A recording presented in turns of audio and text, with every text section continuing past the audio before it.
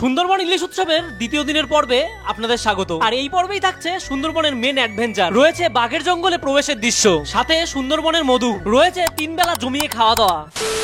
ঘড়ির কাটায় সকাল 7টা মতো বাজে, আর আমরা সকলে মিলে বেরিয়ে পড়লাম বাঘ দেখার এক অতৃপ্ত ইচ্ছায়। আর এই ড্রেসটাতে তোমাদের দিদিভাই এবং অম্বিকা দিকে কেমন লাগছে অবশ্যই কমেন্ট করে যেও। আর শুধুমাত্র আমরা নয়, আমাদের সাথে বহু মানুষ রয়েছে যারা সুন্দরবন ভ্রমণ করতে বেরিয়েছে। দেখো, কথা বলতে বলতে চলে আসলো সকালের ব্রেকফাস্ট, আর খাওয়া দাওয়ার সাথে এইরকম অ্যাডভেঞ্চার সুন্দরবন না আসলে আপনারা বুঝতেই পারবেন না। দ্বিতীয় দিনের ভ্রমণে আপনাদের 3টে জায়গা দর্শন করানো হবে, সজনেখালি, সুবর্ণখালি এবং দোবাগি। আর যারা সুন্দরবন আসছেন এবং সুন্দরী গাছ দেখেননি তাদের জন্য দেখিয়ে দিই, এটাই হলো সুন্দরী গাছ। সুন্দরবনের ভ্রমণের জায়গাগুলোর মধ্যে সবচেয়ে প্রিয় জায়গা আমার এটা লেগেছে, যেটা দুপাশ দিয়ে লাল কাঁকড়া দেখতে দেখতে আপনি জঙ্গলের মধ্যে দিয়ে হেঁটে চলে যেতে পারেন। দোবাগি থেকে আমরা সোজা চলে আসলাম বোটে, আর এখন আমাদের দেওয়া হবে ঠান্ডা লেবু জল। আর এই যে সুন্দর জায়গাটা দেখতে পাচ্ছেন, এটাই হলো হেতালের ঘন জঙ্গল, যেটাকে বলে বাঘের আতুর ঘর। আর এই জায়গা থেকেই গাইড দাদা ভালোভাবে নজর রাখছিল। তারপর দেখি অম্বিকা দি এবং তোমাদের দিদি ভাই দুজন মিলে গাইড দাদার কাছ থেকে দূরবীন নিয়ে বাঘ খুঁজে বেড়াচ্ছে। কথায় আছে, কপালে না থাকলে কোনো কিছুই দেখা সম্ভব নয়। এখন তো আমাদের বোটের মধ্যেই খাওয়া দাওয়ার পর্ব চলছে, আর আমাদের ঠিক আগের বোট থেকেই দেখা গিয়েছে বাঘ, যেটা তার ছোট্ট শাবককে নিয়ে নদী পারাপার করছিল। আর আপনাদেরও যদি কপালে থাকে তাহলে অবশ্যই বাঘের দর্শন পাবেন। আপনারা কে কোথা থেকে ভিডিওটা দেখছেন অবশ্যই কমেন্ট করে জানাবেন। বর্ষাকালে অনেকেই বলে ভ্রমণ করতে ভালো লাগে না, কিন্তু আপনারা যদি একবার হলেও ইলিশ উৎসবে আসেন, বর্ষাকালের এরকম ওয়েদার যদি পান, চোখের সামনে থেকে দেখে মুগ্ধ হয়ে যাবেন। সারাদিন ঘোরার পর আমরা চলে আসলাম রিসর্টে। টাকা দেখি টাকা,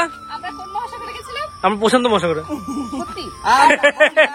তারপর আমরা রুমে এসে ফ্রেশ হলাম, চারিদিকটা একটু ঘুরে ফিরে দেখলাম। তারপর দাদারা ফোন করলো চিকেন পকোড়া নাকি রেডি হয়ে গেছে। কফি আর তার সাথে চিকেন পকোড়া আলাদাই একটা ব্যাপার। তারপর একটু গল্প গুজব করলাম, ঠিক 9:30 বাজে ঘড়ির কাটাই তখন দাদা ডাক দিল রাতের খাবার রেডি হয়ে গেছে। আর আজকে আমাদের রাতের খাবার ছিল ফ্রাইড রাইস, ডাল, স্যালাড এবং চিকেন কষা। দ্বিতীয় দিনের ভিডিওটা তোমাদের কেমন লাগলো অবশ্যই কমেন্ট করে জানিও। আর সম্পূর্ণ ভিডিওটি দেখতে গেলে ইউটিউবে গিয়ে সার্চ করো কাটুস লাইফস্টাইল, আর এই চ্যানেলের এই ভিডিওটি দেখতে পারেন।